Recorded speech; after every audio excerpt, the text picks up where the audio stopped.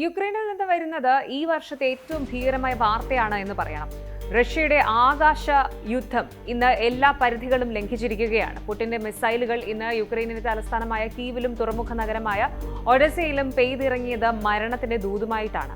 ഇന്ന് 2026 ഏപ്രിൽ 16. കൃത്യമായി പറഞ്ഞാൽ ഈ വർഷത്തെ ഏറ്റവും വലിയ ആക്രമണമാണ് റഷ്യ ഇന്ന് യുക്രൈനിൽ നടത്തിയിരിക്കുന്നത്. വെറും ഒരു ആക്രമണമല്ല, ഇതൊരു മാസീവ് ഏരിയൽ ബാരാജ് ആണ്. കീവ് ഉൾപ്പെടെയുള്ള യുക്രൈൻ നഗരങ്ങളിൽ മിസൈലുകൾ മഴ പോലെയാണ് പെയ്തിറങ്ങിയത്. ഇന്ന് ഉച്ചയ്ക്ക് ശേഷം പുറത്തുവന്ന റിപ്പോർട്ടുകൾ പ്രകാരം മരണസംഖ്യ 16 കടന്നിരിക്കുകയാണ്. ഇതിലൊരു 12 വയസ്സുകാരനും ഉൾപ്പെടുന്നു എന്നത് മനസാക്ഷിയെ നൊമ്പരപ്പെടുത്തുന്ന കാര്യമാണ്. എന്താണ് യുദ്ധഭൂമിയിലെ ഇപ്പോഴത്തെ സ്ഥിതി? പരിശോധിക്കാം. സംഭവം വളരെ ഷോക്കിംഗ് ആണ് ശരിക്കും. റഷ്യ ഏകദേശം 700 ഡ്രോണുകളും ഡസൻ കണക്കിന് ബാലിസ്റ്റിക് ക്രൂവേസ് മിസൈലുകളുമാണ് ഇന്ന് യുക്രൈനിലേക്ക് തൊടുത്തത്. പുലർച്ചെ മുതൽ തുടങ്ങിയ ഈ ആക്രമണം മണിക്കൂറുകളോളം നീണ്ടുനിന്നു. യുക്രൈൻ തലസ്ഥാനമായ കീവ്, ദക്ഷിണ തുറമുഖ നഗരമായ ഒഡേസ, സെൻട്രൽ സിറ്റിയായ ഡിനിപ്രോ എന്നിവിടങ്ങളിലാണ് മിസൈലുകൾ പതിച്ചത്. റഷ്യയുടെ കയ്യിലുള്ള ഏറ്റവും വിനാശകരമായ ആയുധങ്ങൾ അവർ ഇന്ന് പുറത്തെടുത്തു.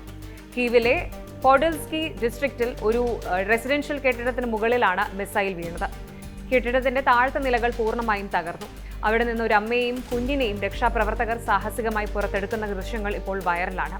കീവിൽ മാത്രം 4 പേർ കൊല്ലപ്പെട്ടു എന്നാണ് മേയർ വിറ്റാലി കിച്കോ അറിയിച്ചത്.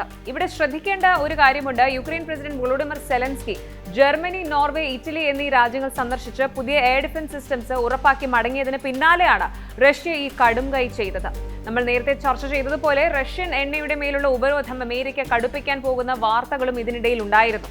ഇതിനെല്ലാമുള്ള ഒരു തിരിച്ചടിയാണോ ഈ ഒരു മാസീവ് സ്ട്രൈക്ക് എന്ന് സംശയിക്കേണ്ടിയിരിക്കുന്നു. സെലൻസ്കി സോഷ്യൽ മീഡിയ പ്ലാറ്റ്ഫോമായ എക്സിൽ കുറിച്ചത് ഇങ്ങനെയാണ്: റഷ്യയുമായി യാതൊരു തരത്തിലുമുള്ള ഒത്തുതീർപ്പിനും ലോകം തയ്യാറാകരുത്. ഉപരോധങ്ങൾ കടുപ്പിക്കുക തന്നെ വേണം. യുക്രൈന്റെ പക്കൽ ഇപ്പോൾ മിസൈലുകൾ പ്രതിരോധിക്കാൻ ആവശ്യമായ പാട്രിയറ്റ് മിസൈലുകളുടെ സ്റ്റോക്ക് തീർന്നതും ഈ ഒരു സാഹചര്യം വഷളാക്കുന്നുണ്ട്. ശരിക്കും ഈ ഒരു വാർത്ത നമ്മളെ വേദനിപ്പിക്കുന്നത് ഒരു കാര്യം കൊണ്ടാണ്. മരിച്ചവരിൽ മിക്കവരും സിവിലിയന്മാരാണ് എന്നതാണ്. സൈനിക താവളങ്ങളെക്കാൾ കൂടുതൽ സാധാരണക്കാർ താമസിക്കുന്ന അപ്പാർട്ട്മെന്റുകളും സ്കൂളുകളുമാണ് ലക്ഷ്യമിട്ടിരിക്കുന്നത്. ഒഡസയിൽ 9 പേരാണ് ഇന്ന് കൊല്ലപ്പെട്ടത്. ഡിനിപ്രോയിൽ കെട്ടിടങ്ങൾ കത്തിയെരിയുന്നതിന്റെ കറുത്ത പുക ആകാശത്തോളം ഉയരുന്നു എന്നാണ് BBC റിപ്പോർട്ട് ചെയ്യുന്നത്. UN കണക്കുകൾ പ്രകാരം യുദ്ധം തുടങ്ങി 4 വർഷത്തിനിപ്പുറം 15,000-ലധികം സാധാരണക്കാരാണ് യുക്രൈനിൽ മാത്രം കൊല്ലപ്പെട്ടത്. ഇന്നത്തെ ഏറ്റവും പുതിയ അപ്ഡേറ്റ് പ്രകാരം ആക്രമണത്തിൽ പരിക്കേറ്റവരുടെ എണ്ണം 100 കടന്നിരിക്കുകയാണ്. യുക്രൈൻ വ്യോമസേന പറയുന്നത് അവർ 667 ലക്ഷ്യങ്ങളെ ഡ്രോണുകളും മിസൈലുകളും തകർത്തു എന്നാണ്. പക്ഷേ 12 മിസൈലുകൾക്ക് നേരെ അവർക്ക് ഒന്നും ചെയ്യാൻ പറ്റിയിട്ടില്ല. ഈ മിസൈലുകളാണ് വലിയ നാശനഷ്ടങ്ങൾ ഉണ്ടാക്കിയത്. കീവിലെ ഒബോലോൻസ്കി ഡിസ്ട്രിക്റ്റിൽ കാറുകൾക്ക് തീപിടിക്കുകയും മെഡിക്കൽ സ്റ്റാഫ് ഉൾപ്പെടെയുള്ളവർക്ക് പരിക്കേൽക്കുകയും ചെയ്തിട്ടുണ്ട്. ചുരുക്കത്തിൽ 2026 എത്തിയിട്ടും ഈ യുദ്ധത്തിന് യാതൊരു അറുതിയുമില്ലെന്ന് മാത്രമല്ല, അത് കൂടുതൽ ഭീകരമാവുകയാണ്. അന്താരാഷ്ട്ര രാഷ്ട്രീയത്തിലെ അധികാര വടംവലികൾക്കിടയിൽ കുരുങ്ങിപ്പോകുന്നത് ഇതുപോലെയുള്ള സാധാരണക്കാരുടെ ജീവിതങ്ങളാണ്. എണ്ണയും ഉപരോധവും ഒരു വശത്ത് നടക്കുമ്പോൾ മറുവശത്ത് പിഞ്ചു കുഞ്ഞുങ്ങൾ വരെ കൊല്ലപ്പെടുന്നത് നമുക്ക് കണ്ടില്ലെന്ന് നടിക്കാൻ പറ്റില്ല.